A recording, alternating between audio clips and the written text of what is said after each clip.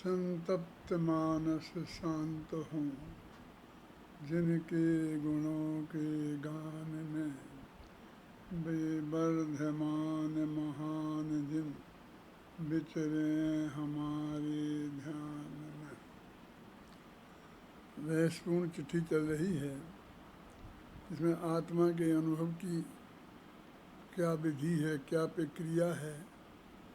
सारे लोग का एक प्रश्न है कि हमें आत्मा का अनुभव करना है, और आत्मा के अनुभव के बिना तो इस संसार का अंत आने वाला नहीं है।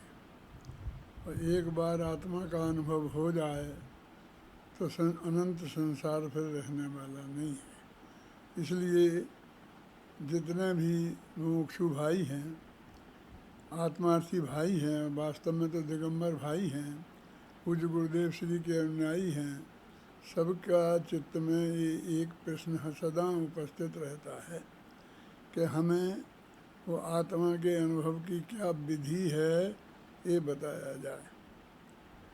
कहते भाई, तुम तो स्वयं भगवान आत्मा हो,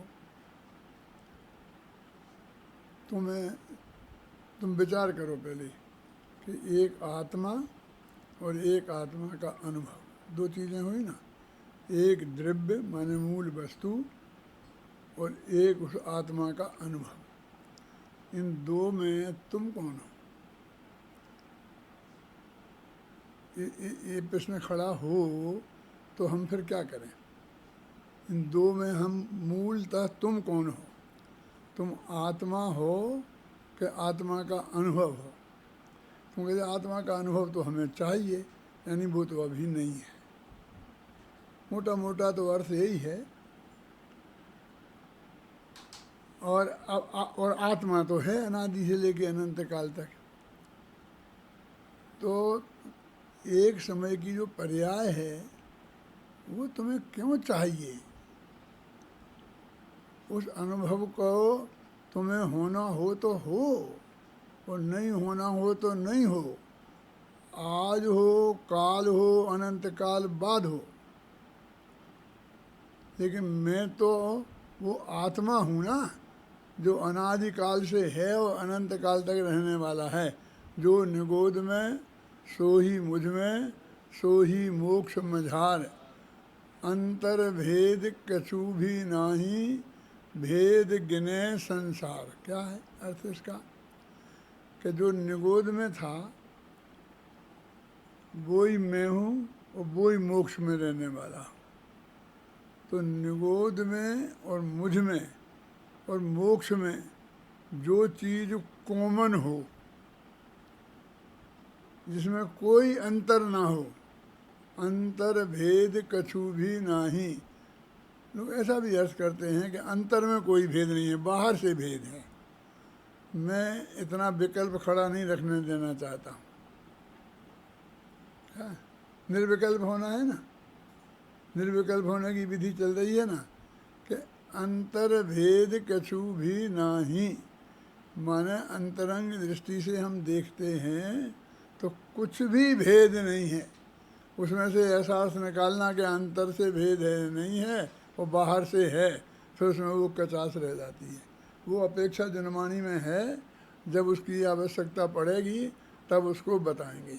अभी तो हमारे दृष्टि में से वो निकालना है। देखो, आप जानते हैं मुख्य और गौण किसे कहते हैं?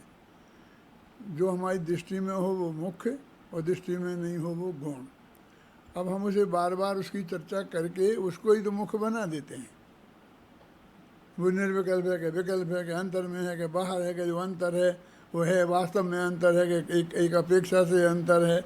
ऐसी बातें खड़ी कर करके हम उसको, बाहर की बात को, उसको ही मुख्य कर देते हैं।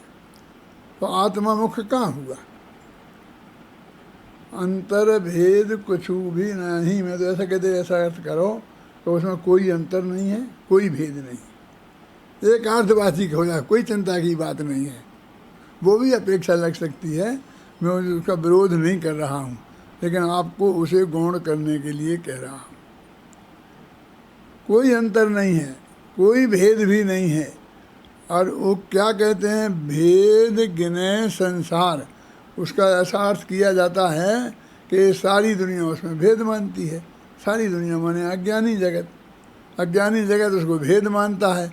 माने जिस नए से भेद है उस नए की मुख्यता करने वाले को संसार कह रहे हैं यहाँ। भेद गिने संसार, गिने माने माने मनुष्य अपेक्षा को खड़ी करे। अरे एक अनादिकाल से उस अपेक्षा को तूने खड़ी कर रखी है, लेकिन एक क्षण को तो गौण कर अभी हम तेरे से कुछ छीन नहीं रहे। उसमें प्रमेय कमल मार्तंड में प्रभाचंद्राचार्य ने लिखा है, अनिराकृत प्रतिपक्षा, जो प्रतिपक्ष का निराकरण नहीं करे उसे नय कहते हैं। हम तो निराकरण करते हैं, निराकरण नहीं करना है, गौण करना है। तो गौण करना और निराकरण करने में अंतर है। गौण में अपर पक्ष का निषेध नहीं है, बस वो हमारी दृष्टि में से हमने उसे हटाया है ना, समझे? तो अंतर वो कहते हैं, और तू तो बार बार उसको लाला करके उसको ही मुख्य करता है। कि मुख्य करना किसे कहते हैं, वो गौण कैसे किया जाता है, आप हमें बता दो, हम वैसा करें। कि जिसकी हम चर्चा करते हैं, जिसके बारे में सोचते हैं, वो सब मुख्य हो गया। और जिसकी हम चर्चा ही नहीं करें, सोचें ही नहीं, और दूसरे जिस पक्ष को सोचें उसको ना मुख्य हो गया। तो इसलिए तुम बार बार यहाँ उसको मुख्य करता है। अंतर भेद कछु नहीं बांधाऊँ, भेद गिने संसार, ऐसा अर्थ किया जाता है कि भेद, सारा संसार उसमें भेद मानता है। सारा संसार माने अज्ञानी जगत। अब मैं एक और थोड़ा इसके बारीक अर्थ करता हूँ कि तुमने भेद गिना, खड़ा किया, और तुम्हारा संसार खड़ा हुआ है। भेद गिने संसार, भेद को मानते ही मिथ्यात्व आ जाएगा। कि तो शास्त्र में लिखा ना, मानने को थोड़ी लिखा, वो कहे व्यवहार कहते हैं, उसे कहे तो व्यवहार आता है ना इसमें। जो निश्चय से मोक्ष मार्ग है उसे मोक्ष मार्ग कहना निश्चय, और जो मोक्ष मार्ग नहीं है उसे कहना व्यवहार। उसको मोक्ष मार्ग कहना वो क्या है, व्यवहार है।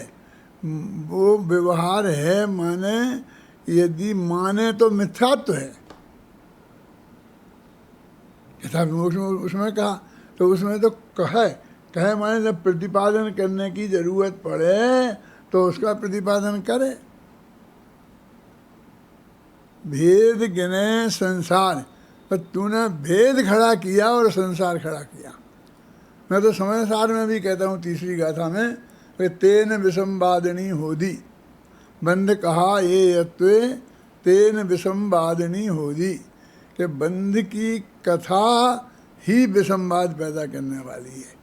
अब बंध की कथा माने क्या, कि बंध है कि नहीं है, कथनचित है, फलाना है, ये तू ये कह रहा है, बस ये तेरा संसार खड़ा हो गया, यही विसंवाद खड़ा हो गया। बंध की कथा विसंवाद पैदा करने वाली है। क्यों करता है, आत्मा बंधा है कि नहीं बंधा है, ये प्रश्न काहे को खड़ा करता है। जब तेरे को समझा दिया कि दो द्रव्यों के बीच में अत्यंता भाव की वज्र की दीवार है, और एक द्रव्य दूसरे द्रव्य को छू नहीं सकता, दो बातें एक साथ कहीं ना, अबद्ध स्पष्ट, ना वो छू सकता है और ना वो बांध सकता है ना। तो छू तक नहीं सकता है, क्योंकि दोनों के बीच में बंद की दीवार है। तो बंद की बात ही क्यों कहते हो, यहाँ से शुरू किया। और बंद कथा के बारे में अभय जी एक जगह भी कुंद कुंद आपको सांस नहीं लेने देना चाहते हैं। और अंत में जाकर वो ये कह देते हैं कि वो कौन सा धर्म ध्यान, विपाक विचय नाम का धर्म ध्यान से अंधी हो गई है बुद्धि जिनकी, अब उनको समझाते हैं। उन अंधा कह रहे हैं। आपका तो सब जिनवाणी में है, जिनवाणी घबराओ मत। जिनवाणी में अंधा होने के लिए थोड़ी कह रहे, माने एकदम उसका इतना पक्ष पड़ गया है, वो बंद पक्ष का पक्ष पड़ गया है, वो है अंधा होना। अपन कहते हैं ना लोक में, वो तो उसके पीछे अंधा हो गया है, कुछ सोचने को तैयार नहीं है, कुछ सुनने को तैयार नहीं है, बस उसे तो बस हो गया ऐसा। यानी वो जो पक्ष है, एक से बद्धो दूसरा अबद्ध, वो बद्ध पक्ष को उड़ा नहीं रहे हैं आचार्य, लेकिन तेरी उसकी जो रुचि है, उसकी कथा में सारा जीवन गंवाने की रुचि है, और तर्क और युक्तियों से उसे सिद्ध करने की बात है। सिद्ध तो टोडरमल जी ने भी किया, बस एक दफ़े कर दिया सिद्ध, समझा दिया। अब निरंतर उसकी मुख्यता करना ये आत्मा के हित के लिए उपयोगी नहीं है। इसलिए वो ये कहते हैं, अपना क्या चल रहा था कि बंद गिने संसार, बंद को गिनना ही संसार है। कल मैंने एक छंद का अर्थ किया था ना भजन में, कि वो कौन सा था कि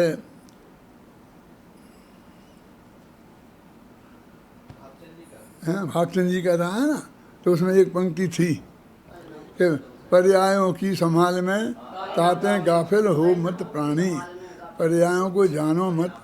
पर्यायर्थिक नय का जो स्वरूप है तुम उसे जानो नहीं, और वर्तमान पर्याय से रहित द्रव्य नहीं होता, और द्रव्य से रहित पर्याय नहीं होती। ऐसा जो पंचाशी काय की गाथा है, गुण के बिना द्रव्य नहीं होता और द्रव्य के बिना गुण नहीं होते, उसको तुम स्वीकार नहीं करो, ये नहीं कह रहे हैं। लेकिन पर्यायों की संभाल में गाफिल मत हो, उसी के संभाल में मत लगे रहो। तो आपको लगे नहीं साहब, ये तो सभी कहते हैं परिणामों को संभालो, तो आप हम पंडित टोडरमल जी में से कहीं निकाल के बता देंगे, और सब में से निकाल के बता देंगे, निकाल के तो बता देंगे, लेकिन जो तुम निकाल के बता नहीं पाओगे वो हम तुम्हें समझा रहे हैं। ये निश्चय की बात है कि व्यवहार की बात है, कि परिणामों की संभाल में गाफिल होना कि नहीं होना।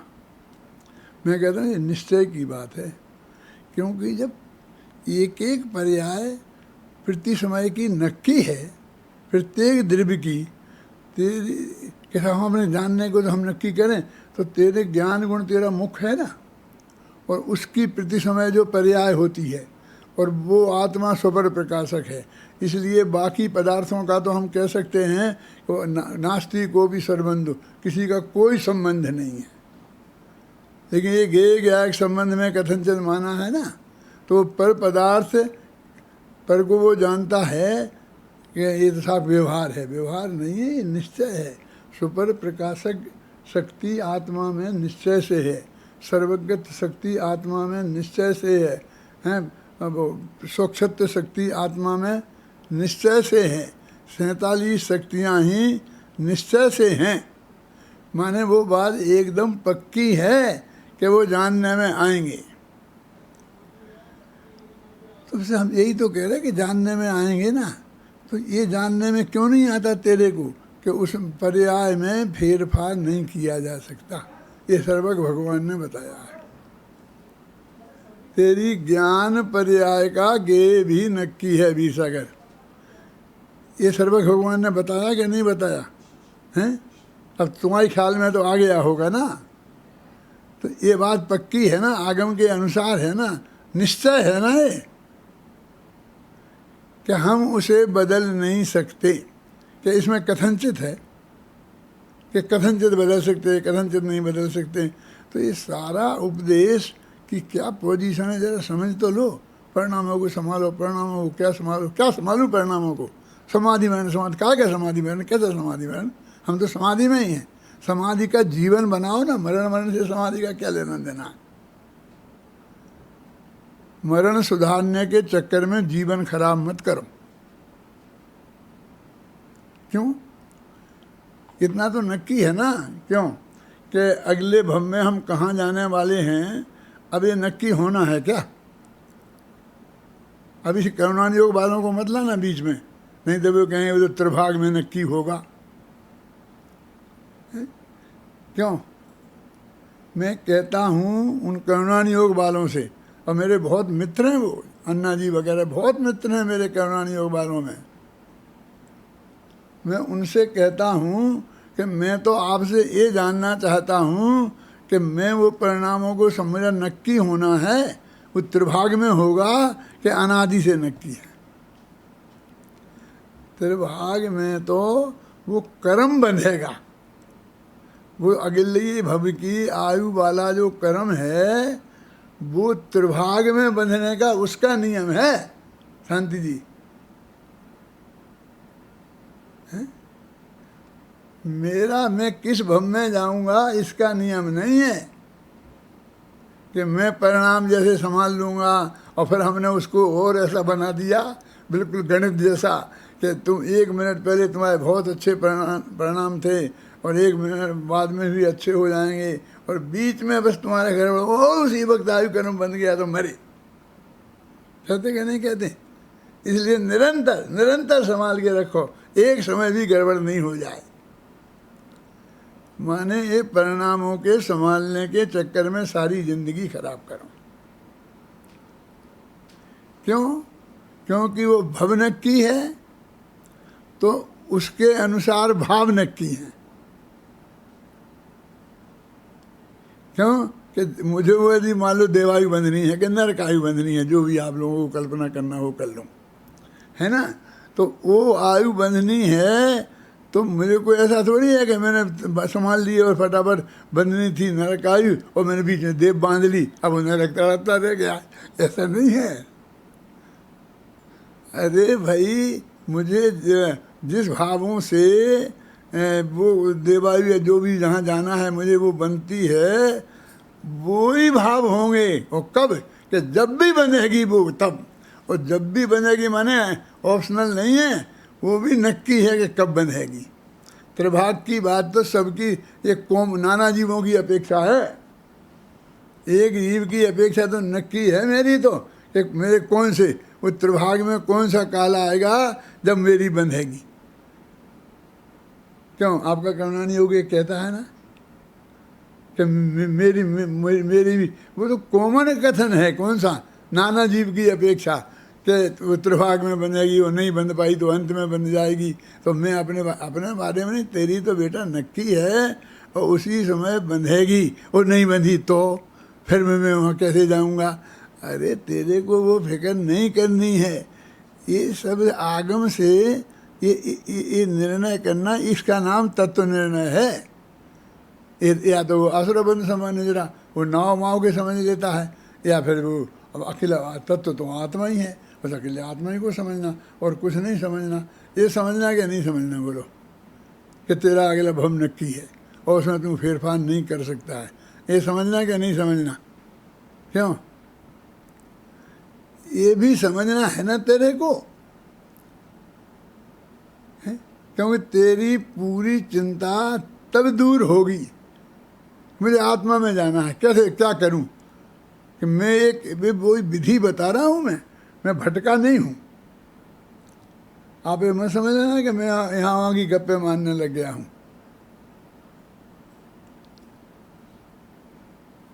मैं तो आप कह रहे हो ये कि ये पढ़ते तो हो ही नहीं यहाँ पर। अरे इनका क्या पढ़ना, कितनी दफ़े पढ़ लेंगे, दिन भर पढ़ता हूँ। और तुम भटकने की बात कहते हो, मैं तो 24 घंटे में 1 मिनट नहीं भटकता हूँ। मेरी श्रद्धा तो 1 मिनट भी उसमें कभी विकल्प खड़ा नहीं होता कि ऐसा हो गया तो। ये मैं आप लोगों से कहता हूँ ना कि जब मुझे क्रमवत पर्याय की श्रद्धा हुई थी सन 56-57 में, उस दिन से लेके आज तक कितने वर्ष हो गए, एक क्षण मुझे ऐसा याद नहीं है कि जब मुझके चित्त में से उसके प्रति शंका खड़ी हुई हो। और मेरी माँ थी बिना पढ़ी लिखी, और वो इस बात को मैं निरंतर करता रहता था, घर में बाहर में प्रवचन में।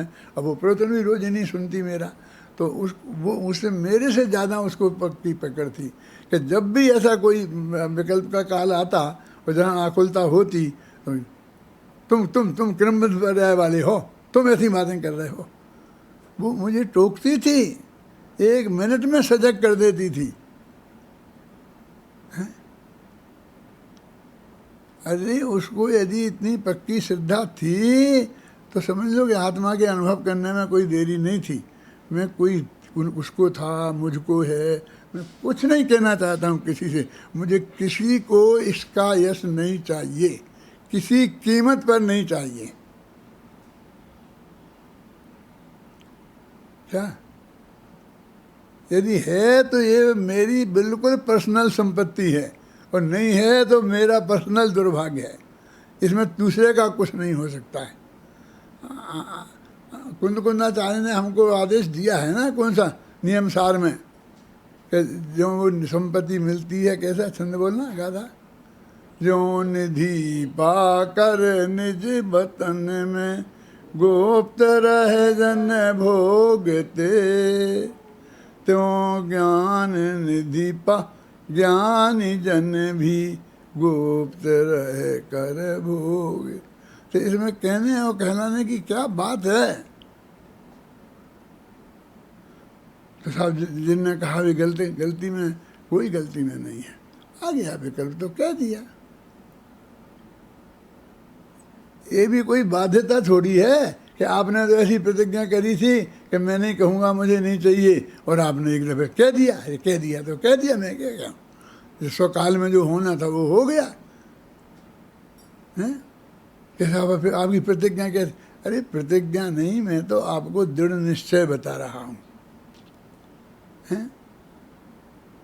वो जो अपना समाधि के लिखे ना, कितना 33 छंद है, 34 छंद हैं, 34 छंद हैं।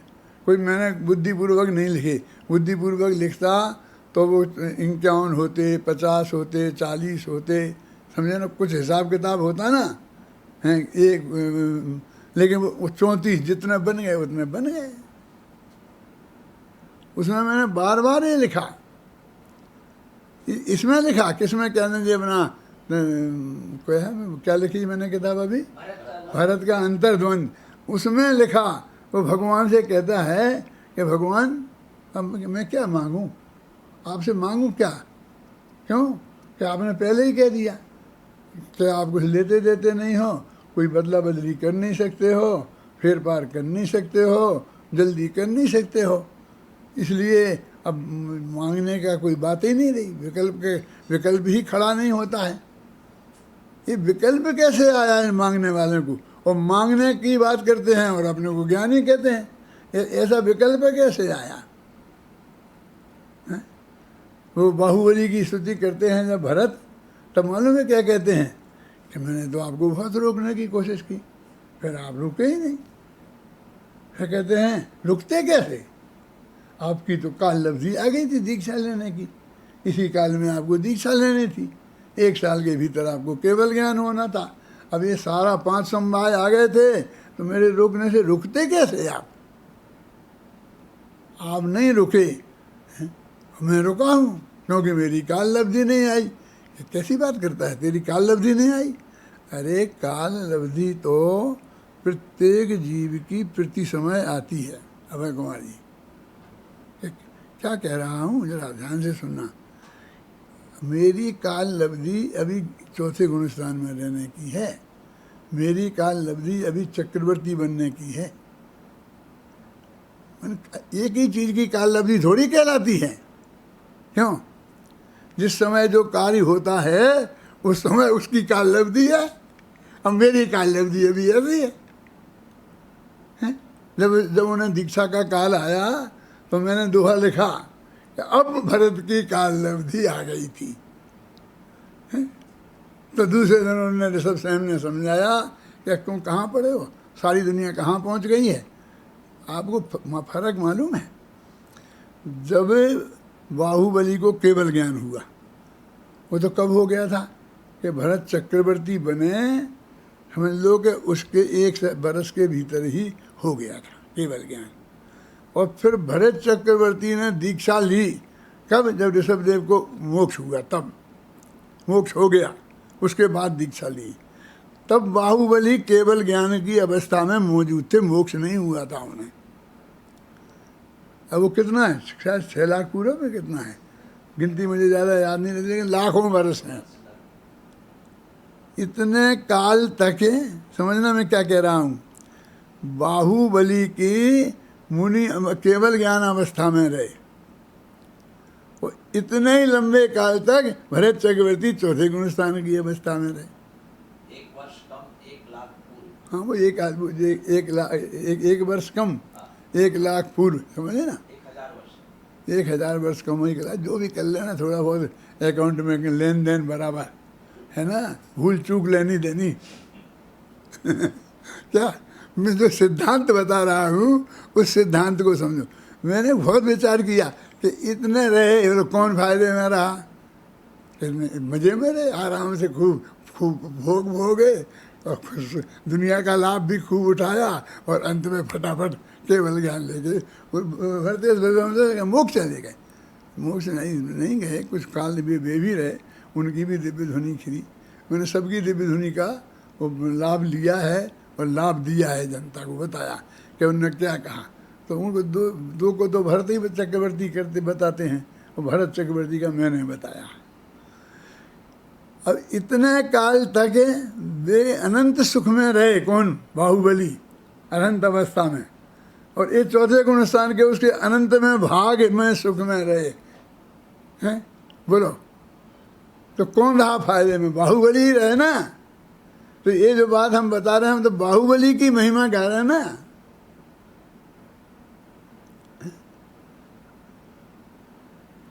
और सुनो, वो जब ऋषभदेव मोक्ष गए तब बाहुबली मौजूद थे, और ऋषभसेन जिनकी अपन बहुत महिमा अपन गाते हैं, और मैंने भरत चक्रवर्ती से भी बहुत स्तुति कराई। जब उसकी माँ कहती है तुम बहुत बड़ा भाग्यशाली है, रात के 12 बजे गया तो भगवान की दिव्य ध्वनि सुनी।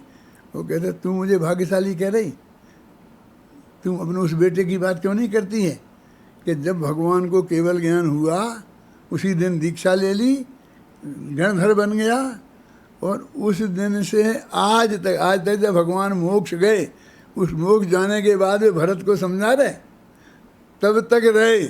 अब इसका दूसरा अर्थ क्या है बबलू? दूसरा अर्थ ये है कि इतनी मुनि अवस्था में 1 लाख पूरा इतना हुआ ना भगवान की शब्दों की दिव्य ध्वनि के लिए, इतने बरस तक उन्हें केवल ज्ञान नहीं हुआ। और सच्चे मुनि तो थे, और भगवान के पादमूल में बैठे थे और समझ लिए थे। क्यों नहीं तुम्हें प्रश्न खड़ा हुआ? उनके लिए भी कुछ ना कुछ करवा देते, भरत चक्रवर्ती को पहुंचा देते और उनसे कुछ ना कुछ कहलवा देते, और उन्हें केवल ज्ञान हो जाता। अरे कैसे इनके किसी के कुछ कहने से केवल ज्ञान होता है? उन्हीं सगे छोटे भाई हैं, वो बाहुबली के भी भाई हो ही गए, उनकी कोई बात नहीं करता, ऋषभदेव की नहीं करता और किसी की नहीं करता। और उन्हें 1 बरस क्या लग गया, जैसे हाय राम, जैसे इसके घर में इसके पेट में दर्द हो गया है।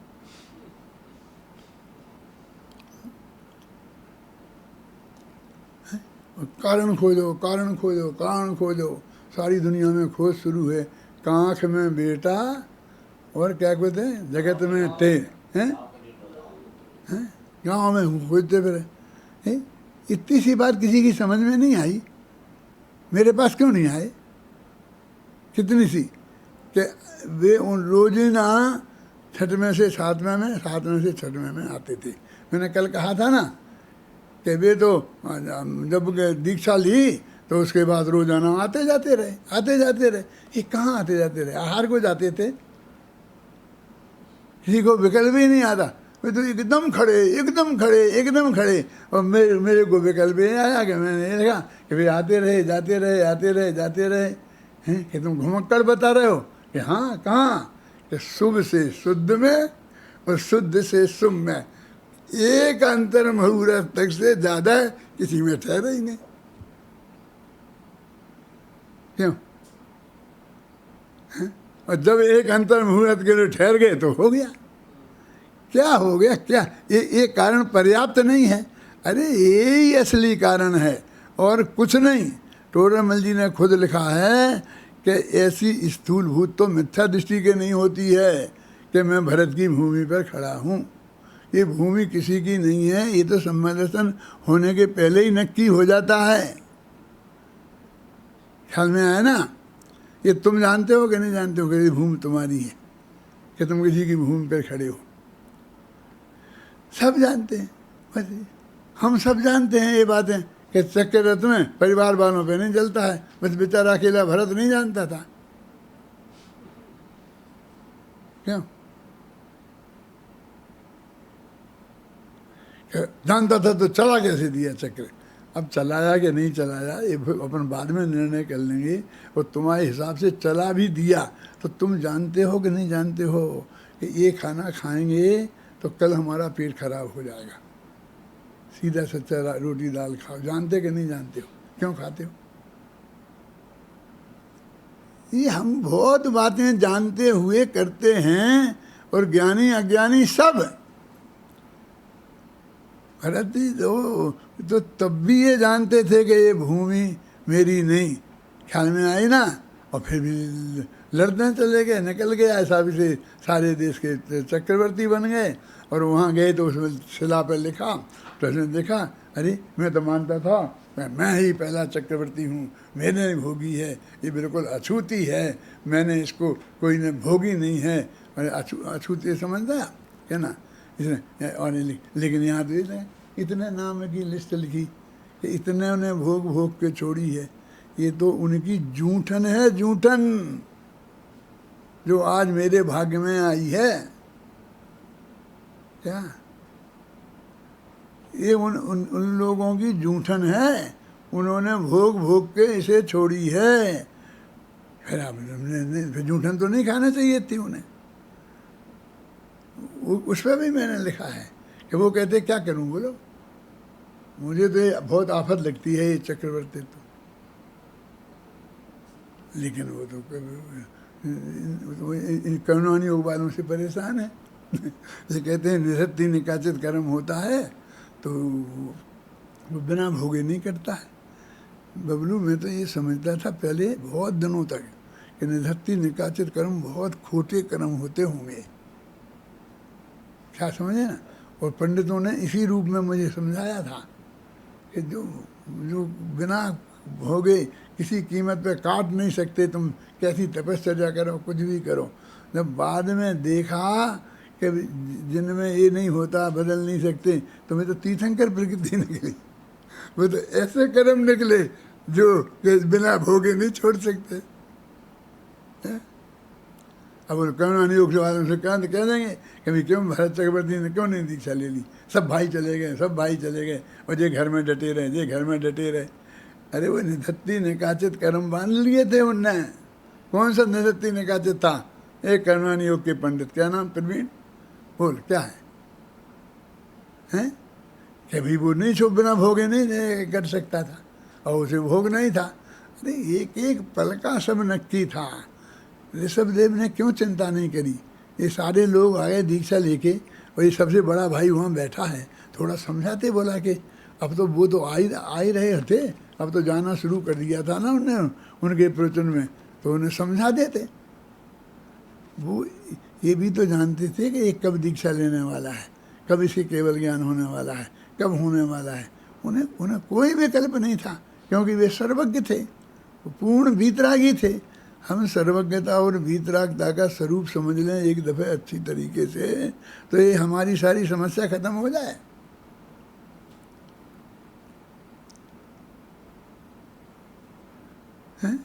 सर्वज्ञता का स्वरूप समझ लें, हमें नहीं आया था समझ में। कहते सर्वज्ञता सबको जाने, सर्वज्ञ हैं, और वो द्रव्य को जाने, गुण को जाने, पर्याय को जाने, सब द्रव्यों को जाने, सब उनके गुणों को जाने, क्या अनेकांत है ना, ये सबको जाने, इसको जाने, उसको जाने। अरे ये समझ लिया, लेकिन इसको मैं बदल सकता हूँ एक परमाणु मात्र को भी, तो तूने सर्वज्ञ को नहीं जाना कि सर्वज्ञ के ज्ञान में जो आ गया उसमें किसी भी प्रकार कोई फेरफार संभव नहीं है। भगवान भी नहीं कर सकते हैं, तू तो बहुत दूर। इसका नाम अकर्तावाद है। क्या? एक द्रव्य दूसरे द्रव्य का कर्ता नहीं है, और अपनी परिणामों में भी फेरफार नहीं कर सकता। कि कर तो सकता है, घबराओ मत, करना भी वो एक नियम है ना, यह परिणमति सा करता, पर उसके हिसाब से कि जो द्रव्य जिस रूप परिणमित होता है वह ध्रुव उस परिणमन का कर्ता होता है। ये जो परिभाषा है उसके हिसाब से वो कर्ता कहा है, लेकिन वो जैसा चाहेगा वैसा कर लेगा, इसके हिसाब से नहीं कहा। और चाह के साथ में कर्ता कापन होना ये तो महापाप है, क्योंकि चाह क्या है? चाहे तो तीव्र राग है, और राग के अनुसार हम जो चाहें वो हम करें, हैं? अच्छा नहीं करें। हमें तो मोक्ष नहीं चाहिए, अब हमें तो चक्रवर्तित्व चाहिए, हमें तो ये चाहिए, तो चाहे के अनुसार करना है। जो लोगों को इस बात पे एतराज़ है कि हमारी चाह के अनुसार हो तो हमें आज़ादी मिले, उस चाह के अनुसार होना तो सबसे बड़ी गुलामी है। हम उस चाह के गुलाम हो गए, क्या समझ में आया ना? चाह के गुलाम हो गए ना, चाह के अनुसार होगा, ज्ञान के अनुसार होने में तेरे को तकलीफ है। मैंने शायद किरमत पर्याय में लिखा है कि केवली के ज्ञान के अनुसार होवे वो हमको स्वीकृत नहीं होता, वो मेरी चाह के अनुसार होवे उसमें हमें आज़ादी दिखती है। अब एक तो मैं अज्ञानी, और फिर चाह खोटी चीज़। अज्ञानी की चाह के अनुसार होने में इसे आज़ादी दिखती है, वो सर्वज्ञ पूर्ण वीतरागी, और उनकी चाह नहीं, उनका ज्ञान का परिणमन अत्यंत निर्मल सम्यक, और उसके अनुसार होने में इसे गुलामी दिखती है। अब क्या करें? एक वगैरह अमेरिकन डायमंड होता है ना, वो ये क्या कहता है, जो बिल्कुल कांच का टुकड़ा होता है, वो उसे पसंद आता है, और असली डायमंड है उसमें मीन मेक करता है, हैं? तो डायमंड वाले उसे क्या कहेंगे? हैं? आधा पागल कहेंगे या पूरा पागल? बोलो। हैं?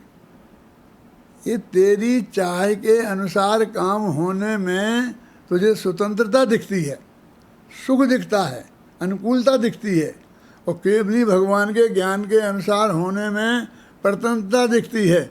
तो जैसे जोहरियों में वो पागल है, अब कौन से नंबर का होगा ये समझ लेना, उसी में हमारा तुम्हारा नंबर आता है।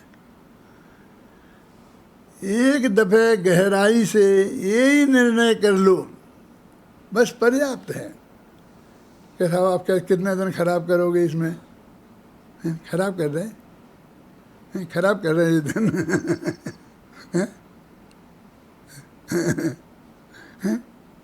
आगे बढ़ो ना, ये तो तुम्हारे ऊपर निर्भर करता है। अध्यापक को जब ये महसूस हो जाता है कि मैं जो पढ़ा रहा हूँ वो बात सब विद्यार्थियों की समझ में पूरी आ गई है, तो वो एकदम आगे बढ़ जाता है। और जब तक उसे रहता है कि अभी किसी की समझ में नहीं आई, आधों की में आई, इतने में आई, तब तक वो बराबर पढ़ाता है। तो खराबी है कि अच्छा ही है वो? और यदि पूरी तरह स्वीकृत हो जाए तुम्हें, तो फिर तो हमारे लिए बेकार है ना आपका ये। कहते हैं उस तब तो इतनी खुशी होती उसे कि उसमें अनंत आनंद आता। नहीं तर ये जो अभी थोड़ा भरत को अपन एक तरफ रखते हैं, अब वृषभ सेन को पकड़ते हैं। वृषभ सेन कौन मालूम? वही भरत चक्रवर्ती सज्ञे छोटी माँ बाए माँ जाए भाई, छोटे भाई जो गणधर थे, उनकी समझ में नहीं आया होगा। भगवान तो रोजीना वही बोलते थे। क्यों? रोजाना पूरा मोक्ष मार्ग बताते होंगे कि नहीं? नहीं तो जो आज गया तो उसे तो वो अधूरा ही रह जाएगा, उसे कितने दिन तक जाना पड़ेगा तब वो पूरी बात आएगी। उनके कर्म साथ उनकी वाणी ज्ञान में कर्म नहीं होता है, तो वाणी में भी कर्म नहीं होता, सर्वांग बात आ जाती है। और वो लगातार कितने बरस हो गए वो गिनती तुम कर लेना, लाखों इतने बरस तक लगातार रोजाना दिन में 3 वक्त सुबह से शाम तक 7 घंटा और 12 मिनट वो बात सुनते थे, और उनको आनंद आता था। तेरे को एक दिन में रिपीट होने लगता है कि अब रिपीट कर रहे। अरे रिपीट हमें करना पड़ रहा है, इसका दुख हमें होना चाहिए। हम तुम्हें डांटें कि हम यही कब तक समझाएंगे, यही कब तक समझाएंगे? क्यों? वही का वही फिर वही का वही। हमें तो आप ही बता दो कि आत्मा का अनुभव करें कैसे, कि बता दिया ना। वाणी में इससे ज़्यादा नहीं आता। अब क्या करें, भगवान का वियोग है, विभूषण है नहीं, और कोई ऐसा है नहीं, कुन जैसे मुनिराज नहीं हैं, रो रो रो जितना रोना हो। जैसे ना चारी ने लिखा कि हम बैठे हैं ना, तू समोषण में जाता तो भगवान तुझे घोंट के पिला नहीं देते, वो भी वाणी से ही तेरे को समझाते, और वाणी से तो हम समझा ही रहे हैं, और वही बात समझा रहे हैं कि वही वहाँ का वही पान की दुकान पर जो मिलती है ना सिगरेट कैवेंडर, वो वही कैवेंडर है जो कंपनी में बनती है, जो कंपनी में बनी है, और इतने बड़े पैकेट निकले हैं, समझे ना, वो वही है। वो तुम ये मत कह गए छोटी सी दुकान, ये पान वाला, और वो कितना बड़ा उद्योगपति, वो सबसे टॉप पर आ गया है, सबसे टॉप पे सिगरेटें बेचने वाला टॉप पर आ गया है। क्यों? वही है जो भगवान की दिव्य ध्वनि में आया था। गुरुदेव श्री कहते हैं हमारी जो हम बता रहे हैं वो वही बात है कि तुम तो नहीं कहते हो, कहते हम भी कहते हैं, जरा कहना अच्छा नहीं लगता ना, इसलिए। लेकिन बात हम वही कह रहे हैं आपसे कि तुमको इससे ज़्यादा भगवान के समोषण में भी कुछ नहीं मिलता, कि ज़्यादा अभिमान की बात मत करो, तुझे अपनी बात पे भरोसा है अभय जी। मैं कहता हूँ तुम्हारी वाणी में भी वही मिलता है, अकेले हुकुमचंद की वाणी की बात थोड़ी कर रहा हूँ मैं। यदि सर्वज्ञ भगवान की वाणी के अनुसार आप तत्व का प्रतिपादन करते हैं तो वही बात है ना, दूसरी बात कहाँ है। बिल्कुल पूरी श्रद्धा के साथ 8वें अध्याय के अंत में लिखा, हम वो काम करने बैठे हैं जो गणधर देव और तीर्थंकर देव करते हैं। मैं अपने सब विद्यार्थियों को बोलता हूँ कि बेटा तुम वो काम करने का ठेका तुमने लिया है जिंदगी भर कि जो तीर्थंकर और सर्वज्ञ देव गणधर देव ने जो काम किया, इतना बड़ा सर्टिफिकेट आपको और कहाँ मिलेगा कि ये काम बहुत बढ़िया है। और तुम कहीं आर्थिक दृष्टि से देखता है, कहीं इसकी दृष्टि से देखता है, कहीं उसकी दृष्टि से देखता है। ये मेरे जो ऑफिसर है मुझे परेशान करते हैं, ये कहते तुम समय पे नहीं आए, ये नहीं आए। अरे क्यों तुम निष्पीड़ का विकल्प करता है? ये तेरे इतने श्रोता है ना तेरे को, वो तेरे को यदि तुम सच्ची बात कहे और सच्ची हृदय से कहे और भगवान की वाणी के अनुसार कहे तो तेरे को भगवान मानने को तैयार हैं। हमें ये कहना पड़ेगा भैया भगवान अभी नहीं है, वो पर्याय वाले स्वभाव से तो तुम भी भगवान हो और हम भी भगवान है, ये समझाना पड़ेगा। ये लाखों लोग तो ये मानते हैं, वो एक आध होगा ऑफिसर तुम्हारे ऊपर, कौन होगा? संत जी तुम्हें कोई परेशान करता है? मैं करता हूँ कभी परेशान? क्या है? हजारों लोग सारे देश के सुनते हैं और अंदर मन ही मन तुम्हारे बारे में तुम्हें क्या समझते हैं वो तुम नहीं समझते हो, वो कीमत वाला नहीं है, हैं? तुझे ये नहीं चाहिए फिर भी, हैं? ये चाहिए। अरे ऐसे ये तो लोक की व्यवस्था है, चक्रवर्ती तो एक ही होगा ना, दूसरे को तो युवराज ही बनना पड़ेगा, दूसरा नंबर पे भी आएगा तो, हैं? फिर कोई मिनिस्टर बनना पड़ेगा, फिर नेता बनना पड़ेगा।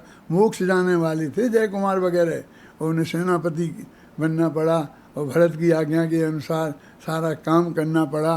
ये सब करना पड़ेगा ना, इसमें कोई बुराई की बात नहीं है, अच्छाई की बात नहीं है। ये तो स्वरूप है। सारे सम्य दृष्टि, सारे मोक्षगामी, ये सब चक्रवर्ती तीर्थंकर थोड़ी हो जाएंगे, अकेले तीर्थंकर थोड़ी मोक्ष गए। क्यों? तीर्थंकरों के साथ और भी लोग मोक्ष गए ना, जो बिल्कुल समझ लो कि अंतिम स्थिति में थे, हैं? अत्यंत गरीब थे, परिग्रह नहीं थे, कोई सुविधाएं नहीं थी, और सब क्योंकि कोई लौकिक पढ़ाई नहीं पड़ी थी तो ऐसे से ऐसा काम करना पड़ता था। ख्याल में आया ना? तो भी मोक्ष गए ना। सवाल क्या है? सवाल ये है कि हम उनका सच्चा स्वरूप समझें। देखो मैं कहाँ से इस बात पे आया था, मैं ये कह रहा था कि आपको परिणाम सुधारना है ना,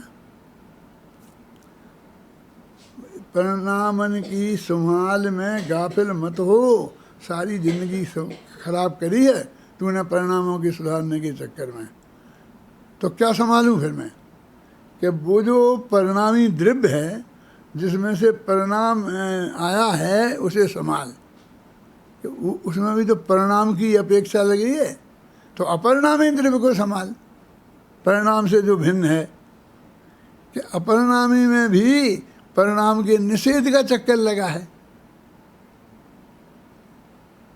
ये मालूम आपको, सोनगढ़ में पंचकल्याणक था, ये परमागम मंदिर का।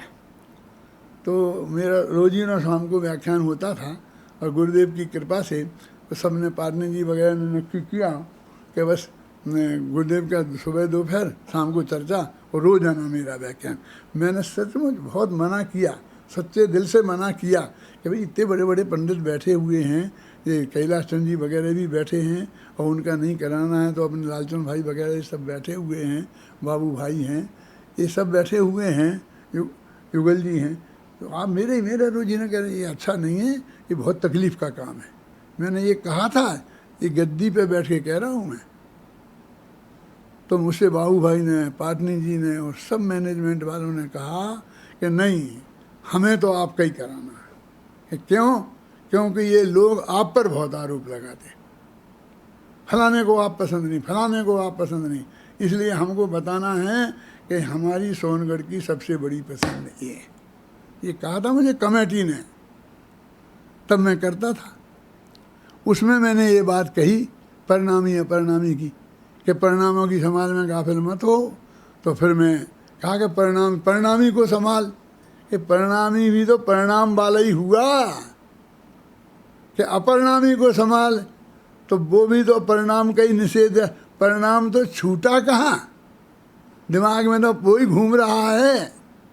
जो मैंने ये बात कही तो लालचंद भाई को इतनी खुशी हुई कि मेरा प्रवचन ख़त्म हुआ तो वो मेरे पास आए, बोले साहब मैं आप सोच रहा था कि आप कहाँ तक जाते हैं, मैं नहीं समझता था कि आप यहाँ तक पहुँचेंगे, आप यहाँ तक पहुँचे हैं ये मैं नहीं समझता था, आज मेरे ख्याल में आया है। लालचंद भाई ने उस सभा में मेरे से ये कहा था, वहीं परिणाम परिणाम परिणाम परिणाम, फिर परिणाम संभाल, फिर परिणाम संभाल, फिर ये संभाल, फिर परिणाम से परिणामी द्रव्य को संभाल, फिर अपरिणामी को संभाल। अरे परिणाम से पिंडा छुटाओ ना, ये परिणाम के अलावा कुछ अपरिणाम तत्व जो है तू, वो तेरे ख्याल में नहीं आता कि फिर है ही क्या? अरे है क्या, पूरा का पूरा तू उस वक्त खड़ा है वहाँ, वो पूरा का पूरा तेरे ख्याल में नहीं आता है। मैं तो वो हूँ बस। तो फिर ऐसा रटते रहें कि मैं वो हूँ, तो कम ये रटने फटने की ज़रूरत क्या, मैं वो ही हूँ, ऐसी दृढ़ प्रतीति, ऐसा तेरे ज्ञान में बरते, पर्याप्त है, बस हो गया काम। इसी का नाम तो शुद्धोपयोग है। जब जो उपयोग में आ जाए तो शुद्धोपयोग है, और अकेला परिणति में रहे और उपयोग बाहर भटके तो वो अपनी शुद्ध परिणति है। मुनिराज होते ना, देखो 6वें गुणस्थान में शुभोपयोग है और 7वें गुणस्थान में शुद्धोपयोग है ना, और शुभोपयोग तो बिल्कुल है। अब वो तो बहुत ही, उसकी अपन कितनी गालियाँ नहीं हैं, उसके लिए पश्चाताप करो एक आध दफे, है ना। और शुद्धोपयोग बहुत बढ़िया है, लेकिन वे मुनिराज शुभोपयोग वाले नहीं हैं, वे परम पूज्य हैं। वो इसलिए नहीं है कि वे शुभोपयोग वाले हैं, क्या पंडित? तो क्यों हैं कि 3 कसाय के अभाव रूप जो उनकी शुद्ध परिणति है, वे उसके लिए महान हैं। जितनी प्रकृतियों की बंध विच्छुत्ति होती है